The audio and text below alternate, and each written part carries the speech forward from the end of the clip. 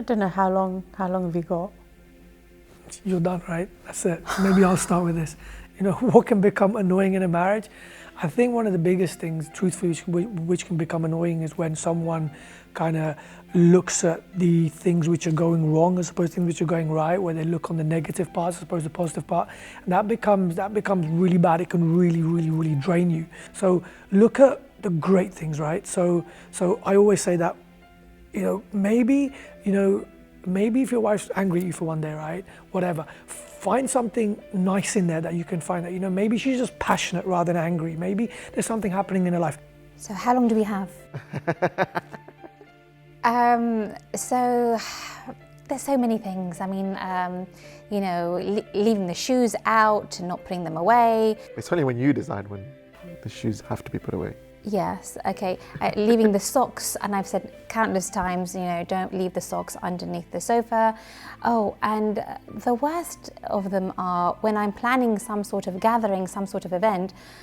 Fatima, can we just mind the budget? Fatima, can we just mind the budget, please? Mind the budget at every single, second day that I'm planning it all. When your partner is always asking, where are you? Where are you? Where have you been? No, you don't. No, you don't. Not you. From what I hear from other people. So who else are you married to? No, from what I hear, that's none of your business. But from what I hear from other people, they chasing up with the phone. Yes, that's right. Yeah, always. I actually don't do that. No, you don't. You wish I did. I don't. Why would I want that? Why would I want that? I want peace of mind. You want me to care where you are? Not quite. You need to be able to use each other and to be able to have those conversations, and that you're there for each other.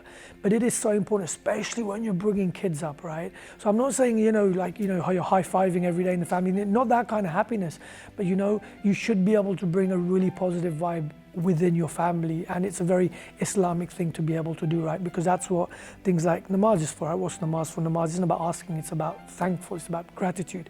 And if we can come from that angle in our life, we're going to be grateful for everything we have, and I think life becomes super positive. Sometimes it just depends, doesn't it? I mean, and it really does sometimes depend on what side of the bed one has woken up, But you've got to quickly, if you're in a marriage and if you have got children especially, you've got to snap out of even if you had a bad sleep, and that will happen sometimes, you've had aches and pains or whatever it is, you've just got to roll with it. As they say. Yes, my spouse has very calming, satiating energy, primarily because she sleeps so much at home. That's good. I'm preserving energy.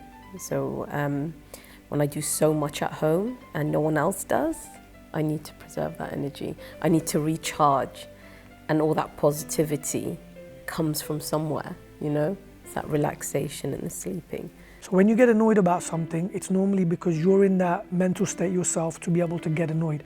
So my point is that no one should be able to annoy you because it's your fault. So you should be in a place where you can handle that, right? So if you're getting worked up by someone, number one, communication, have that chat. But if you're constantly getting annoyed, I really do feel it's about yourself, that you need to get yourself to a place where you don't get annoyed. No. Yes, No. 100%. Everything's your fault. So it rains lightly, so you put the wipers on light mode.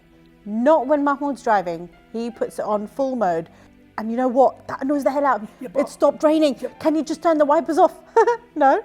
And the wipers keep going, but it's not raining. Yeah, but what if you could just, appreciate the wipers on, number one, and what if you could just relax, and that will grow you so much. So the whole reason the wipers on really fast is because if you're getting annoyed when wipers are on, I'm trying to up your game, right? To get you to not be annoyed when the wipers are on. I think you've got to choose your battle. Then you can't react straight away. Sure. And you learn that through your You marriage learn that period. throughout. It wasn't always like that. No, it wasn't. We'd Like once I ate her chips at Burger King and she was annoyed at me and I was thinking, what's wrong now? What have I done? I haven't done anything. I've taken you out. I had a nice meal, but... I ate my chips. No one should get angry. No one should burst out with rage or snap or use foul language. However, that's the ideal. Obviously, everyone knows what the right thing to do is, that you don't go crazy. The reality is, being human, we often we sometimes fall off the line. Sometimes we unintentionally overreact. We may snap. The point is, those who do make a mistake, I think, and they acknowledge they made a mistake, they have the humility and the decency to apologize for the way they behaved, be it the man, or be it the husband or the wife. I think something that you also have to look at is just agree to disagree, because I know that in the world of work, I'm very corporate. I believe in just working for a company, whereas Mahmoud is total opposite. On build a company. He wants to build the company and he wants to be his own boss, whereas I want to work for someone. And whenever we talk about this, we clash at it, but we've got to respect that we're both different people at the end of the day. I think it's about talking, communicating, not just being set within your ways. That's one thing I've learned as well. Not just think that what I'm thinking is the right way or it's the highway, as they say it. Having that compromise and discussing that, because that other person is coming at it from a different angle, and then reaching a compromise. When it comes to couples who have differing opinions, I think that fundamentally what it's about is having dialogue. So not shutting the other person out simply because they disagree with your opinion, they disagree with something, whether it's a small thing or even a big thing. We can be very passionate about lots of issues, and we have every right to care about those issues and have that opinion. But when you are in a relationship, you are both one unit. There's not just two individuals. You are now one unit, which makes up the marriage. And so there are inevitably going to be differences, sometimes major. And what fundamentally has to happen is that dialogue, that conversation needs to carry on. So don't get too upset, don't get too emotional, whereas to the point where you can't talk about these things. Sometimes it takes time. Let it take time. It doesn't have to be resolved there and then.